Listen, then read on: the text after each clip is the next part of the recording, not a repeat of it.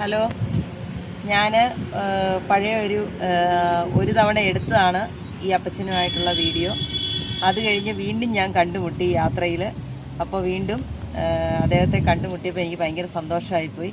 അതായത് നമ്മൾ എടുത്ത ഒരു ആളെയാണല്ലോ വീണ്ടും കണ്ടുമുട്ടിയത്. അതുകൊണ്ട് പക്ഷേ വേറെ എനിക്ക് ഭയങ്കര ഒരു വിഷമം, പുള്ളിയോട് സംസാരിച്ച് കഴിഞ്ഞപ്പോൾ കുറച്ച് വിഷമമാണ് എനിക്ക് വന്നത്. മറ്റൊന്നുമല്ല, പുള്ളിയുടെ വൈഫ് മരിച്ചുപോയി. അസുഖമായിട്ടിരുന്നു. അന്ന് കണ്ടപ്പം അസുഖമായിട്ടിരിക്കുമായിരുന്നു. ഇപ്പോൾ വന്നപ്പോഴാണ് പറഞ്ഞത് വൈഫ് മരിച്ചുപോയി. മരിച്ചു പോയിട്ട് ഇപ്പോൾ 1 month ആയിരിക്കും, 1 മാസമായിരിക്കും അല്ലേ? ഒരു മാസമായി. അതുപോലെ തന്നെ പുള്ളിയുടെ മോനും മരിച്ചുപോയി, ഒരു ബൈക്ക് ആക്സിഡൻറ്റിൽ മരിച്ചുപോയി. പിന്നെ കൊച്ചുമകനും മകൻ്റെ വൈഫും മാത്രമേ ഉള്ളൂ. അപ്പോൾ അതാണ് ഇപ്പോഴത്തെ അവസ്ഥ. ഭയങ്കര സങ്കടമായിപ്പോയി കേട്ടോ. അതായത് എനിക്ക് വേണ്ടി ഒത്തിരി തോട്ടത്തെക്കുറിച്ചൊക്കെ പരിചയപ്പെടുത്തി തന്നിട്ട് പിന്നെ മരിച്ചു പോയപ്പോഴത്തേക്കിനും ഈ കഥയൊക്കെ കേട്ടപ്പോൾ ഭയങ്കര സങ്കടമായിപ്പോയി. ഇതാണ് കേട്ടോ ശരിക്കും പറഞ്ഞാൽ ഇദ്ദേഹത്തിൻ്റെ വീട്. നല്ലൊരു കർഷകനാണ്. ചെറിയൊരു മുറിയായിട്ടേ ഉള്ളൂ, ഒരു ഫാം പോലെ. ഇതിനകത്താണ് എല്ലാ സാധനങ്ങളും വെച്ച് ഭക്ഷണമൊക്കെ വെച്ച് കഴിച്ച് ജീവിക്കുന്നത്. അപ്പം ആർക്കെങ്കിലും എന്തെങ്കിലും സഹായമൊക്കെ ചെയ്യണമെന്നുണ്ടെങ്കിൽ ചെയ്യാം. വളരെയധികം നല്ല കഷ്ടപ്പെട്ട് കൃഷി ചെയ്ത് ജീവിക്കുന്ന ഒരാളാണ്. ചെറിയൊരു കട്ടിലുണ്ട്. പിന്നെ കുറച്ച് ഭക്ഷണ സാധനങ്ങൾക്ക് വേണ്ടിയിട്ടുള്ള കുറച്ച് കായ്കറികളും പച്ചക്കറികളും പിന്നെ അരിയും അങ്ങനത്തെ സാധനങ്ങളൊക്കെ ഉണ്ട്. അപ്പം നിങ്ങൾക്ക് ആർക്കെങ്കിലുമൊക്കെ സഹായം ചെയ്യണമെന്നുണ്ടെങ്കിൽ ചെയ്യാൻ പറ്റുന്നതാണ്.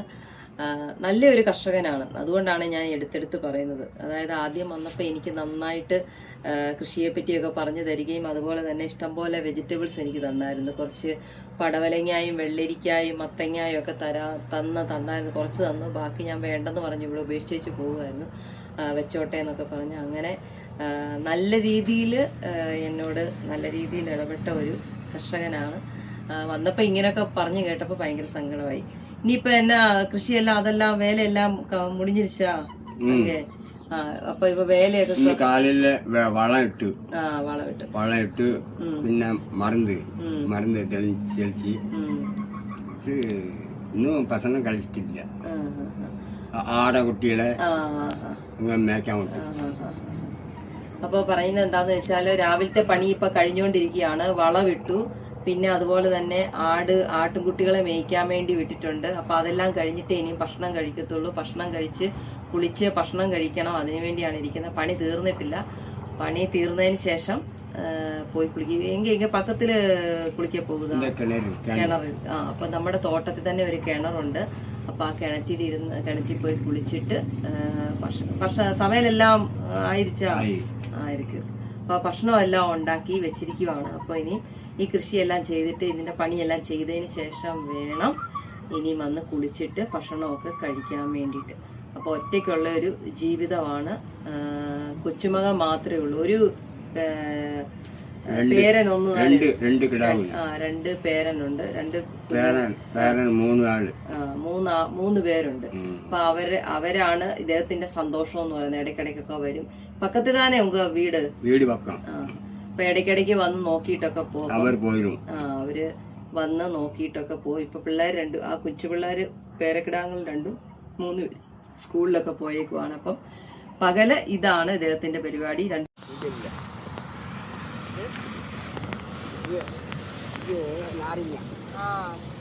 ഹലോ, ഇനി നാരകമാട്ടോ. നാരകത്തിന്റെ തോട്ടത്തിലാണ്. ചെറിയ നാരകത്തിന്റെ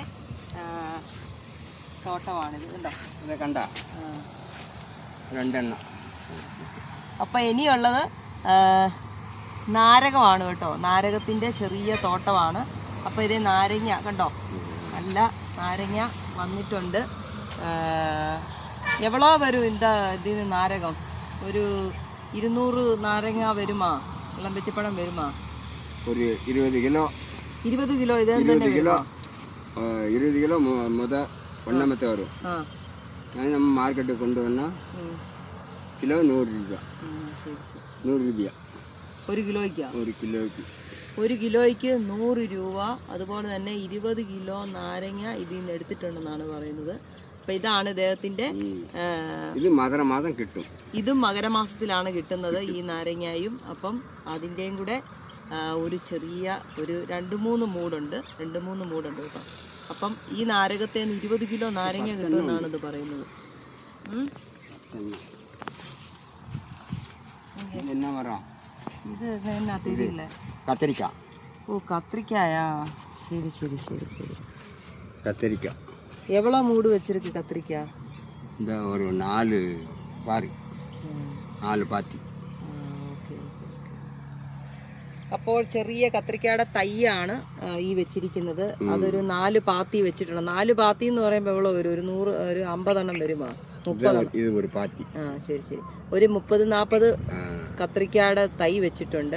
അതാണ് വെച്ചിട്ടേ ഉള്ളൂ. പക്ഷെ ഒന്നും പേടിക്കണ്ട കേട്ടോ. നമ്മൾ നേരത്തെ ഒരു കൃഷിക്കാരൻ്റെ അടുത്ത് പോയിട്ട് എനിക്ക് ഇതുപോലെ പണി കിട്ടിയത്. അതായത് ഒന്നും ആകത്തില്ലെന്ന് പറഞ്ഞു. കുറച്ച് ദിവസം കഴിഞ്ഞപ്പോഴത്തേനും, 1 മാസം കഴിഞ്ഞപ്പോഴത്തേനും സംഭവം വലുതായി.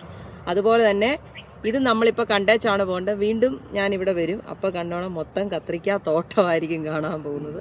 അതുപോലെ തന്നെ കൃഷിയുടെ കാര്യത്തിൽ ഇവരെ ഒന്നും പറയാനില്ല. കറക്റ്റ് സാധനമായിരിക്കും. കറക്റ്റായിട്ട് കൃഷി ചെയ്യും. കൃഷി ചെയ്യും. മരുന്ന് തെളിച്ചു. Okay okay. വളം ഇട്ടു. കണ്ട വളം വളം.